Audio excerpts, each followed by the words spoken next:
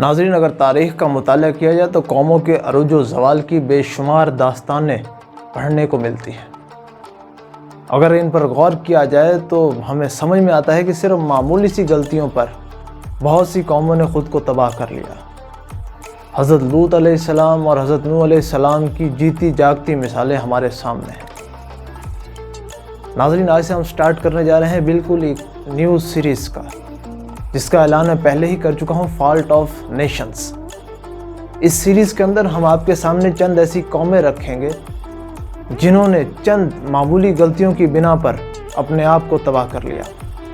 आपके सामने चंद ऐसे ख़ानदान रखेंगे जिनकी छोटी छोटी गलतियों ने पूरे ख़ानदान को तबाह कर दिया।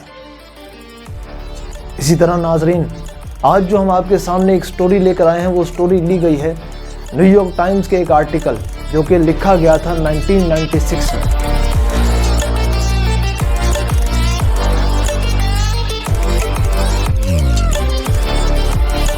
नाज़रीन, ये कहानी है भारत के सूबा उत्तर प्रदेश के एक गांव की।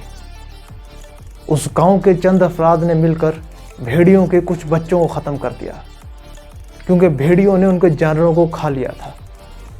इस वाक़या के फ़ौरन बाद ही आसपास के गांव के तकरीबन 65 बच्चों पर नामालूम मखलूक ने हमला किया। इनमें से 45 बच्चों की खाई हुई लाशें इनके गायब हो जाने के कुछ दिन बाद मिली। कुछ लोगों का ख्याल था कि ये काम भेड़ियों का हो सकता है, मगर ज़्यादातर लोग और वो माहिरीन जो भेड़ियों पर रिसर्च कर रहे थे इस बात से मुत्तफिक नहीं थे। उनका कहना था क्योंकि भेड़ियों ने सैकड़ों सालों से कभी इंसान या उसके बच्चों पर हमला नहीं किया, इसलिए उनका काम नहीं हो सकता। और नाज़रीन, पाकिस्तान और भारत, इन दोनों की दोस्ती भी आप लोगों के सामने है। वहाँ गांव के ही कुछ लोगों का कहना था कि पाकिस्तान के लोग यहाँ पर आते हैं, भेड़ियों का रूप धारते हैं और हमारे बच्चों पर हमला करते हैं। नाज़रीन, बच्चों की लाशें इस तरह से थी कि उनका चेहरा पहचान में आता था, लेकिन उनका जिस्म हड्डियों के सिवा कुछ ना था।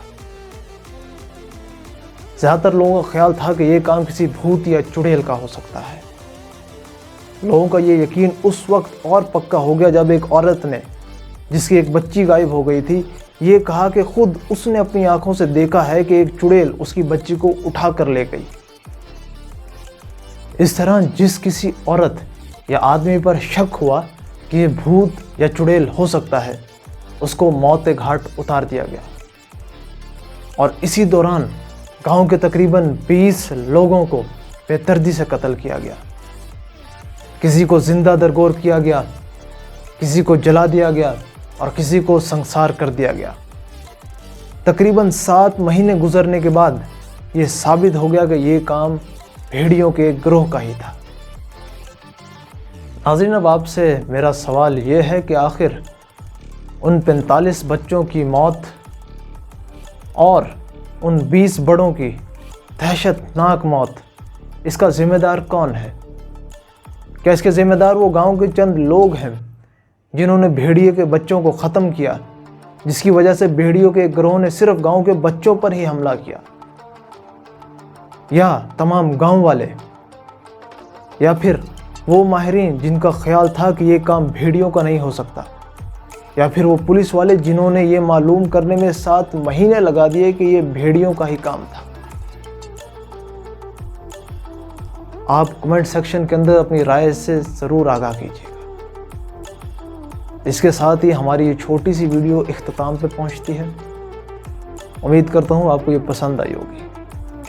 नेक्स्ट टाइम फिर मिलेंगे ऐसी एक वीडियो के साथ। बहुत बहुत शुक्रिया।